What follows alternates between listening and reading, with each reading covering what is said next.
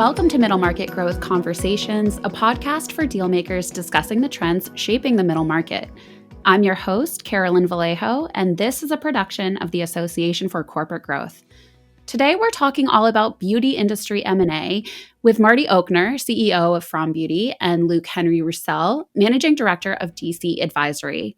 They're here to discuss trends like the meteoric rise of celebrity beauty brands and their outlook for the industry in 2026. Marty and Luc-Henry, welcome to the podcast. Thanks so much for having us. Thank you.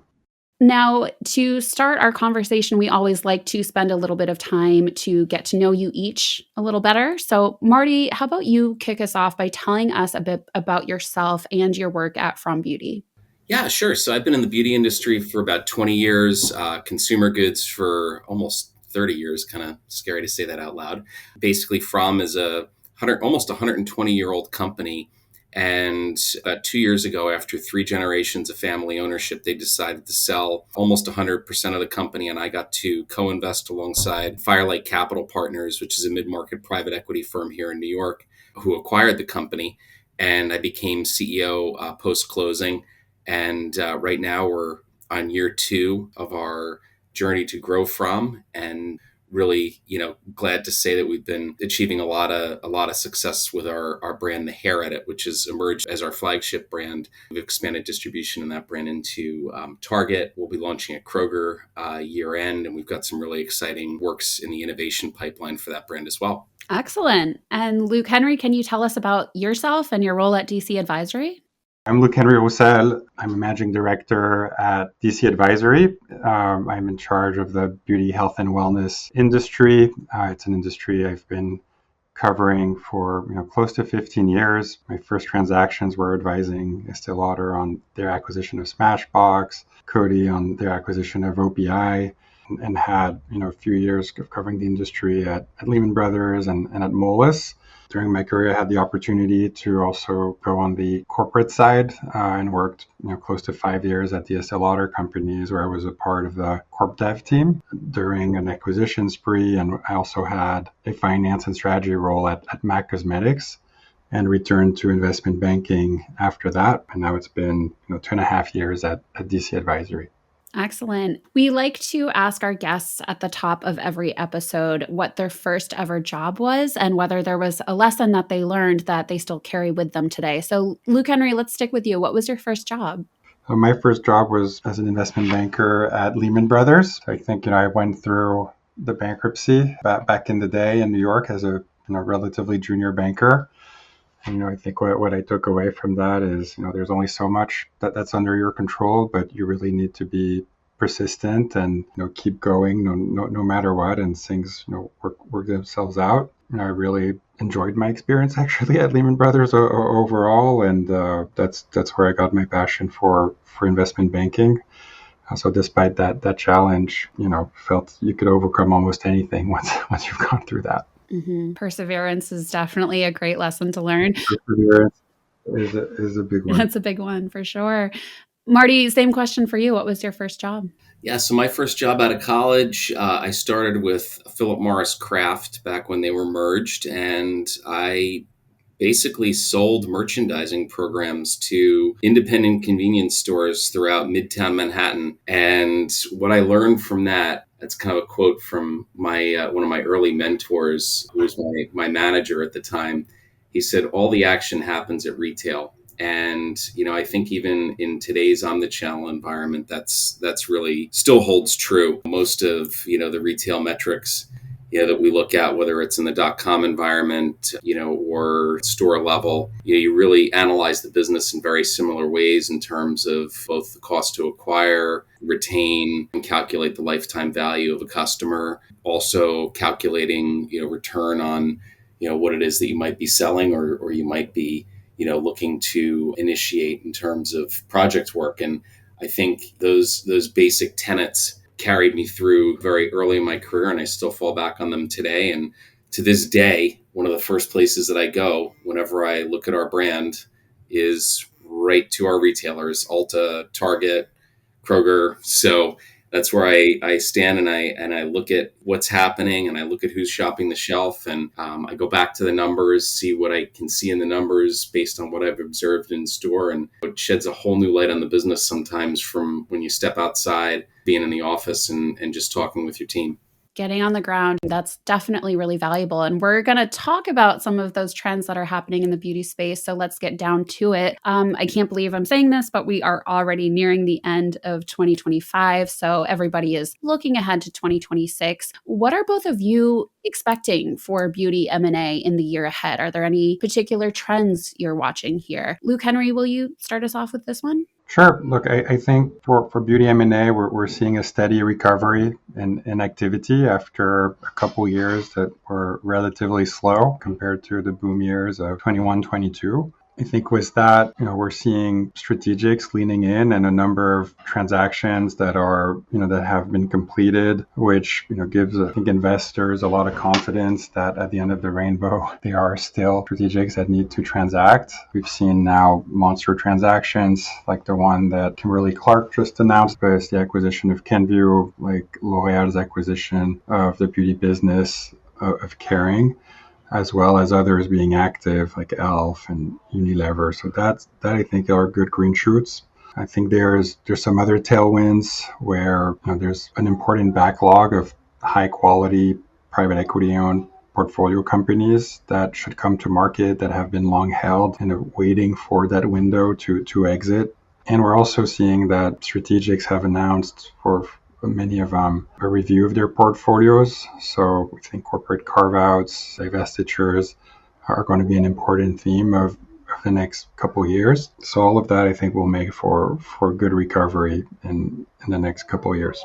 Excellent. And Marty, what about you? What are you seeing for the year ahead? Yeah, I would agree. From the operator's perspective, we're starting to see some green shoots as well. We're starting to see the consumer remain resilient, despite seeing some softness in store traffic overall. I think they're definitely being more choiceful about what they're spending, but I do think that tailwind, will continue to grow and increase in speed as we get into 2026. So I'm overall very optimistic about the health of the businesses out there. And I think obviously healthy businesses make for a very healthy M&A environment. And I also probably see, in the future, some easement of interest rates as well. And I think that also will help in terms of getting deals done and financed at more favorable rates. Mm-hmm. Yeah, I know deal makers are absolutely welcoming these interest rate cuts right now. Now, in 2025, as we've seen, of course, the economy has given a lot of mixed signals. Consumer sentiment does seem to be trending downward. There are recession fears that have been reignited as we approach the end of the year and into the new year. And I will say that the full results of our Outlook survey, they won't be live for another few weeks, but sort of as a sneak preview, what I can say is that when asked about which industries are expected to see decreased M&A activity, retail was their top answer. So what I'm hearing from you both is there actually is a lot of optimism. But if there is an economic downturn or further economic downturn, how will that impact the beauty market? What do you expect if we do see a recession or a significant downturn next year? Marty, let's start with you on this one. Sure. I think we're seeing the consumer staying resilient. I do see a bit of blurring between mass and prestige, which I think that's just been a long-term macro trend that we've really seen in beauty for the past 15 years. And I think part of that was, driven by D2C kind of democratizing price points. And I think what that's done is that's given consumers more options to stay engaged with the category based on where they're shopping and, possibly trade up or trade down according to how they're feeling and what their, pocketbook would allow in that specific time. So I do think that we're seeing a good amount of resilience among the consumer where they might just be buying different things at different price points. I think that's going to continue to be the dynamic, even in an economic downturn. I think Leonard Lauder's lipstick theory is still, very much alive and well. It's just materializing, in different ways. And that's driven by the fact that the consumer just fundamentally has more options in beauty to transact with. And, that may not necessarily materialize in your traditional, department store purchase. or online purchase, but they might be, shopping masstige, at Target. And, that's an area where, we've seen some really, big players emerge in a very short amount of time. So I think the consumer is going to stay resilient regardless. They just might be, buying different things according to what they feel they can afford. Mm-hmm. Just for our listeners there, I know you mentioned the lipstick theory, which I love. And just to clarify, the lipstick theory does say that even in an economic downturn, there are these affordable kind of luxury items like lipstick, and those sales tend to increase during a downturn because consumers want these little, small indulgences, these small luxuries in their life. So that makes a lot of sense. Luc-Henry, do you have anything to add here? I think that historically, the beauty industry has been very resilient in a crisis, and even in a recession, has had limited downward trends. But most importantly, even if there is a recession, the industry has rebounded pretty fast from that. So I think, look, we're pretty optimistic about next year. We don't necessarily see a recession happening, but even if it did, there's one corner of the consumer world that's shown and proven time and time again that it's resilient. It is beauty and personal care. This is a product that people use in their everyday life for, there's a lot of problem solution products there, or just regular use products in the category. It's your shampoo, your conditioner that you're going to keep using every day.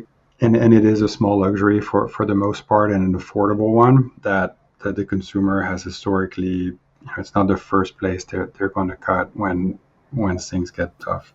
Absolutely. Well, considering the optimism that you both hold for beauty industry M&A next year, tell me a little bit about the types of deals that you are expecting to see. Luc-Henry, I know you mentioned that strategics are leaning in here in this space. Do you expect strategics to continue to drive M&A activity? Are we going to see more add-ons or carve-outs?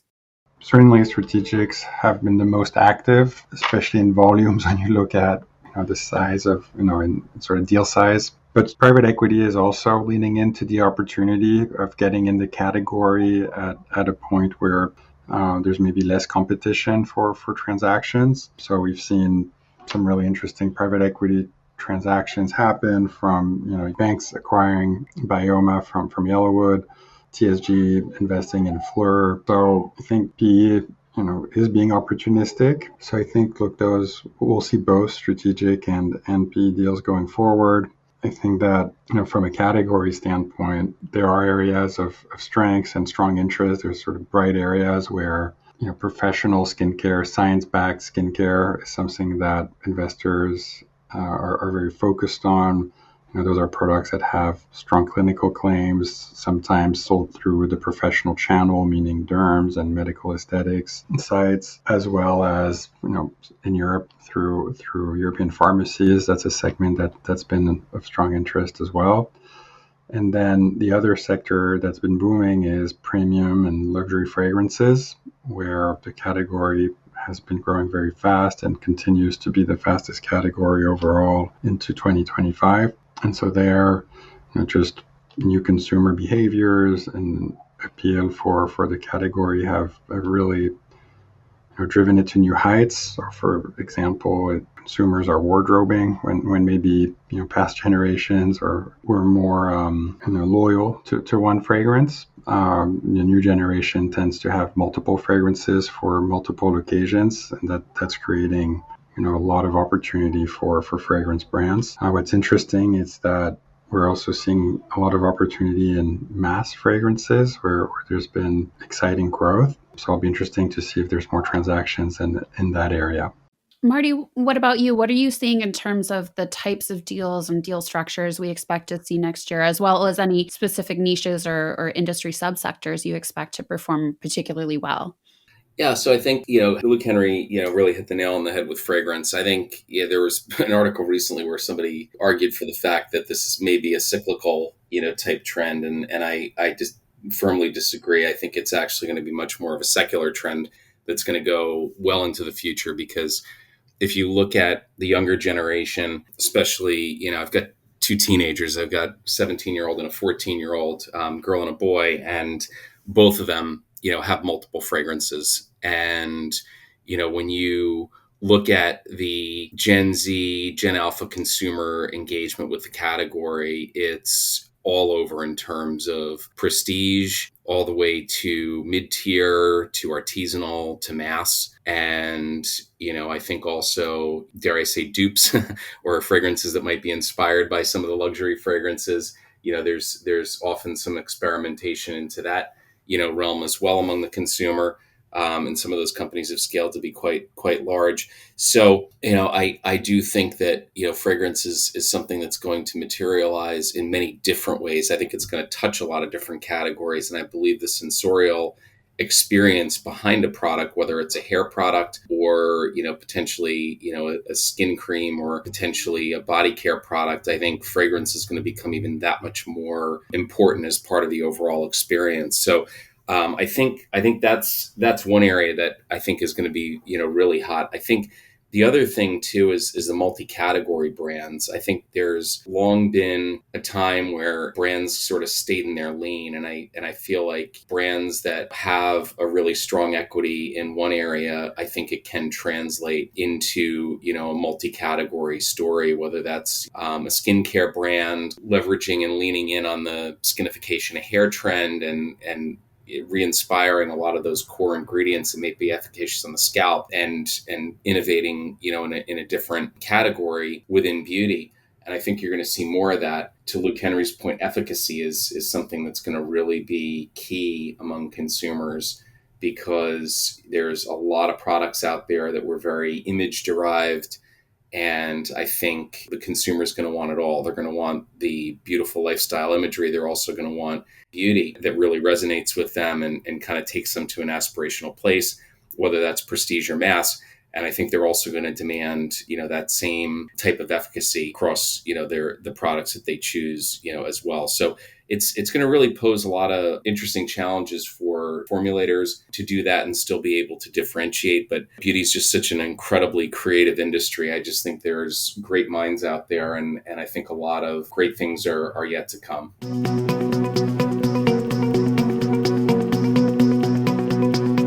If you're a middle market deal maker, an M&A partner, or involved in any step of the deal process, you cannot afford to miss ACG's Deal Max at the Aria Resort and Casino in Las Vegas on April 27th through the 29th. The premier conference for middle market M&A, Deal Max is the place to create the connections that are the cornerstone of M&A success. Registration is now open at dealmax.org. Buy your pass before January 14th to take advantage of our discounted early rate. See you in Vegas.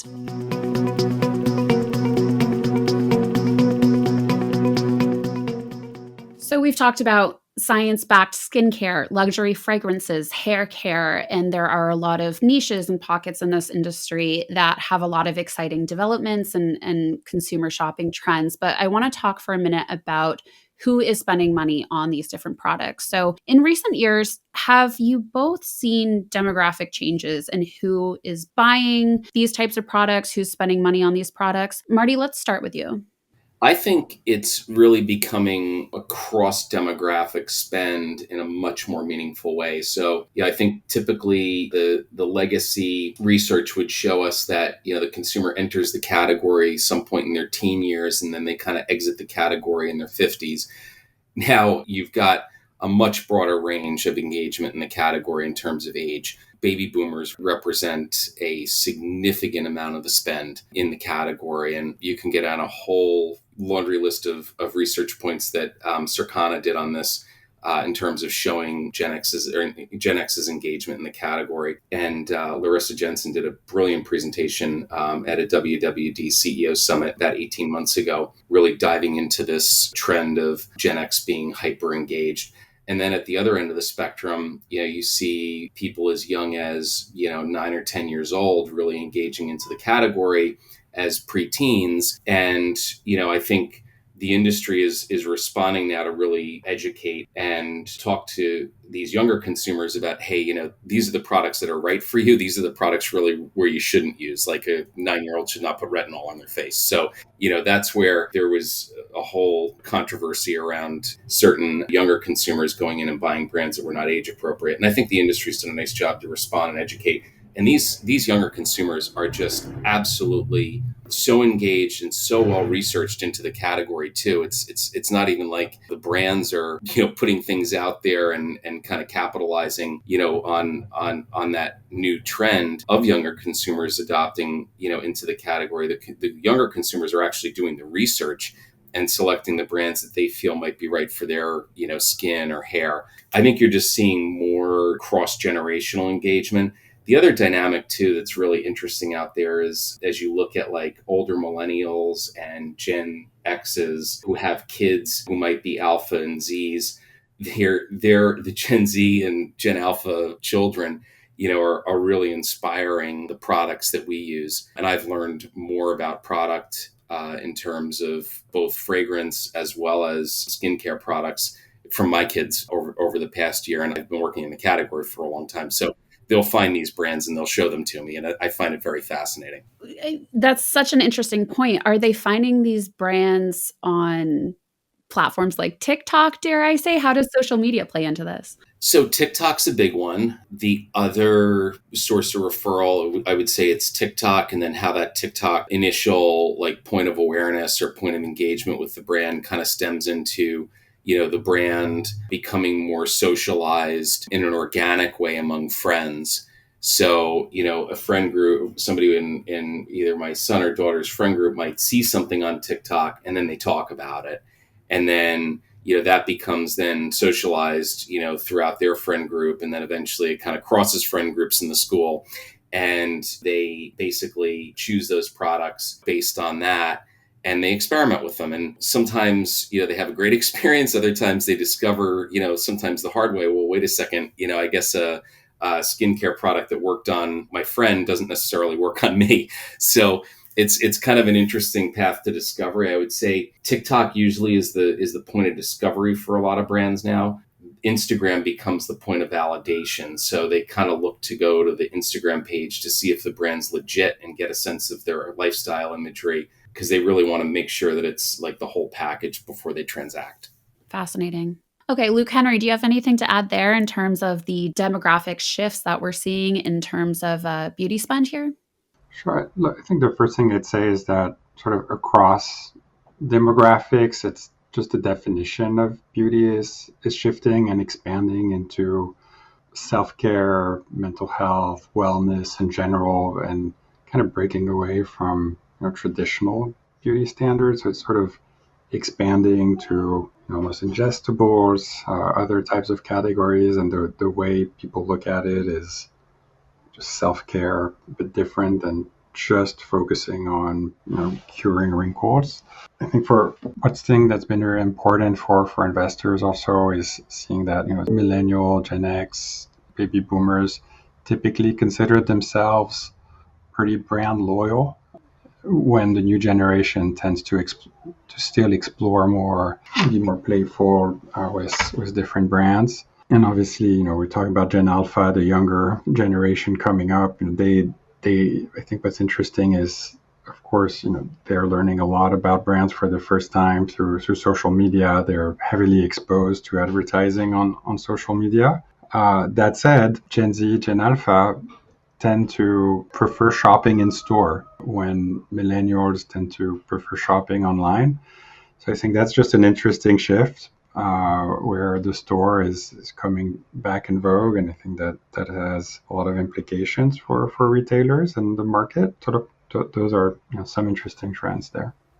Now that makes sense. I can see why shoppers would want to, physically see the product. And I know in a lot of stores you are allowed to sample them and see textures and colors in real life. So that does make sense. Though as these younger shoppers are discovering products on social media, another trend in the beauty industry that is heavily related to social media is the huge rise of celebrity beauty brands, as I mentioned at the jump. And there have been some high-profile deals among strategics and private equity acquirers alike. Elf Beauty acquired Hailey Bieber's brand Rhode recently. Elle Catterton recently acquired Naomi Watts' brand Stripes Beauty. So these transactions do seem to be pretty attractive to acquirers. What do each of you expect next year for celebrity beauty brands and what that might mean for additional deals moving forward? Luc-Henry, can we start with you? Sure. Look, I think that Celebrities have always been a big part of beauty, and historically there were a lot of fragrance brands, for example, that were based on the likeness of celebrities.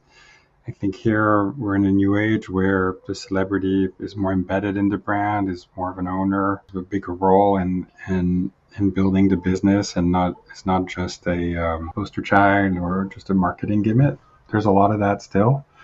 So I think that's where it bifurcates. Is some of these brands are almost quick wins, may not be as intentional, versus others have really been built in a way that, although the celebrity is a big part of it, the brand is primary, and they try to build it so that over time the celebrity is not as front and center. And I think that's where we're going to see more value creation over time. Businesses that could actually be acquired is, could you imagine this brand existing without the celebrity, or with a much smaller involvement or front-facing presence of that celebrity? Ultimately, the risk investors see is being attached so tightly to a celebrity means there's reputational risk, there's potential wrong thing that's said, wrong thing that's posted online that could have an adverse impact on the business, or the celebrity loses relevance over time. And so, we're still pretty cautious about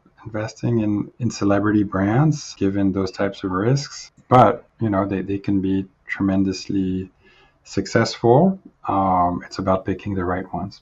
That's an interesting point, Luc-Henry. I want to stay with that for a minute, because it sounds like what I'm hearing from you is that consumers today, may be exposed to a brand that is backed by a celebrity or launched by a celebrity, but just because a celebrity like Hailey Bieber is offering this, let's say, lip liner, it doesn't necessarily mean the consumer is going to trust that this will be the highest quality. So these brands cannot fully lean on the celebrity factor to build value and develop trust with consumers. Is that fair to say?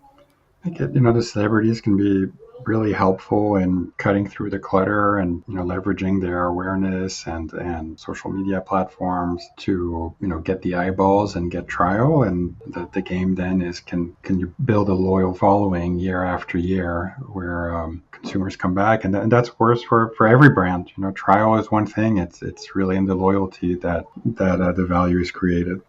Mm-hmm. Absolutely. Marty, how about you? What are you seeing in terms of celebrity beauty brands right now, and what that might mean for M&A moving forward?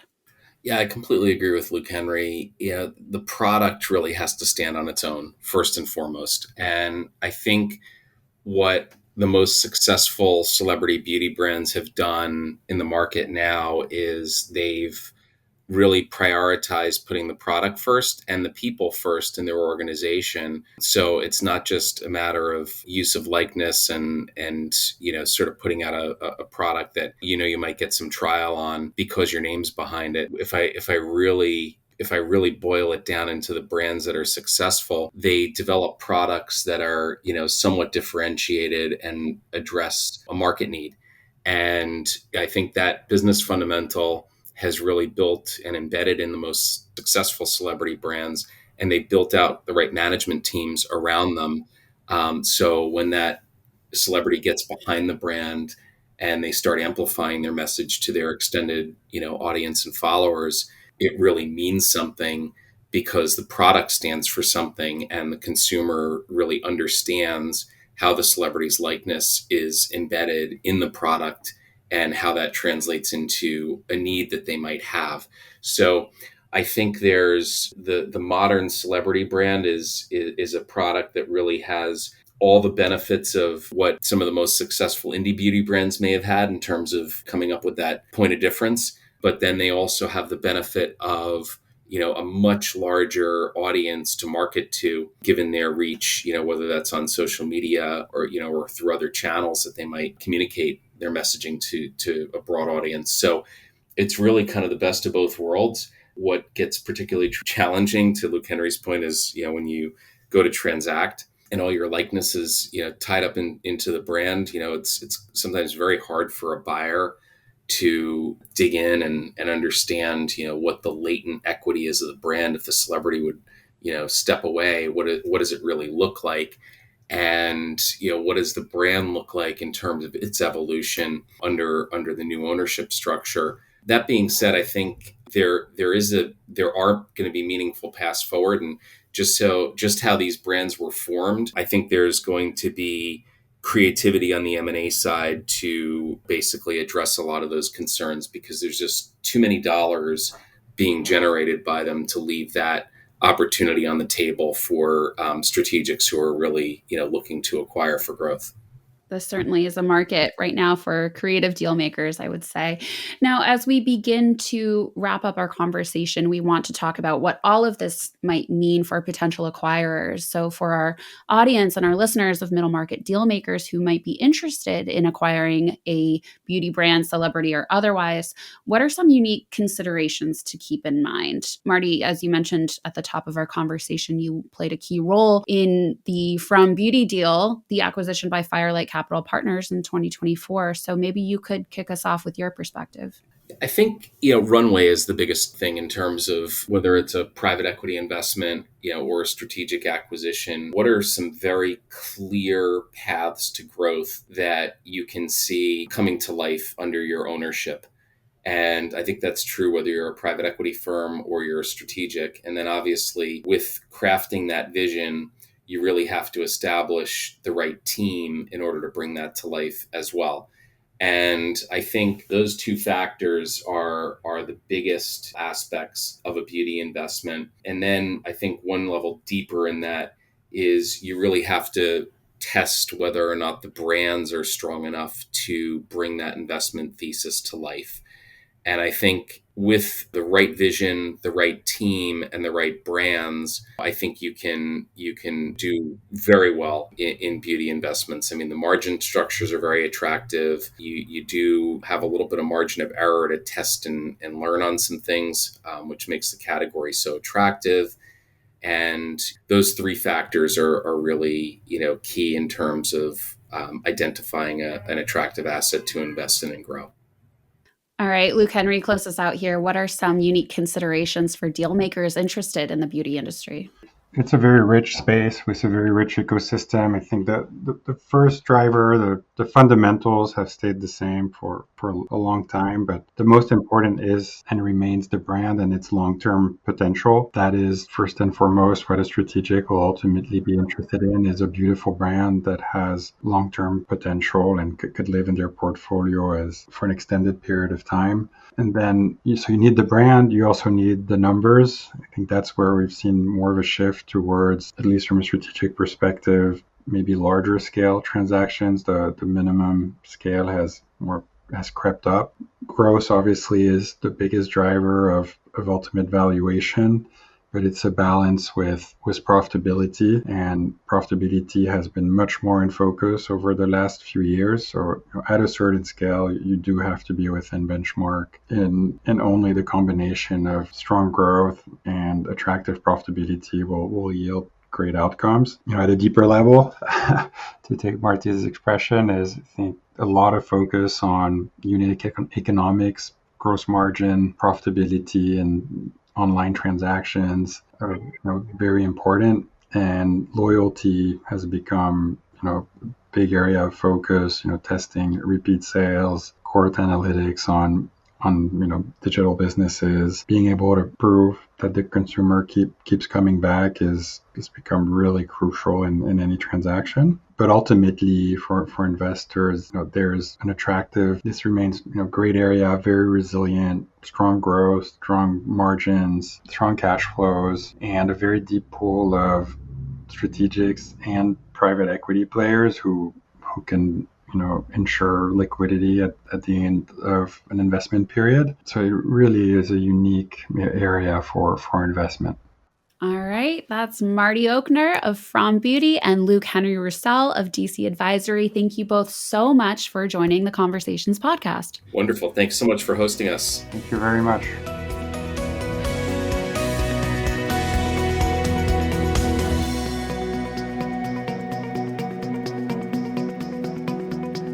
Thank you for listening to this episode of Middle Market Growth Conversations. If you haven't yet, please subscribe to the podcast on Apple Podcasts, Spotify, or wherever you listen to podcasts. This podcast is produced by the Association for Corporate Growth. Learn more about us and discover new opportunities to network with middle market dealmakers at acg.org. For more thought leadership from dealmakers, business leaders, and other experts, visit middlemarketgrowth.org. If you like what you've heard today, please rate and review the podcast. And finally, if there's a topic or guest you'd like to hear on the podcast, or if you have any other feedback you'd like to share, send a note to us at tips@acg.org. Thanks again for listening.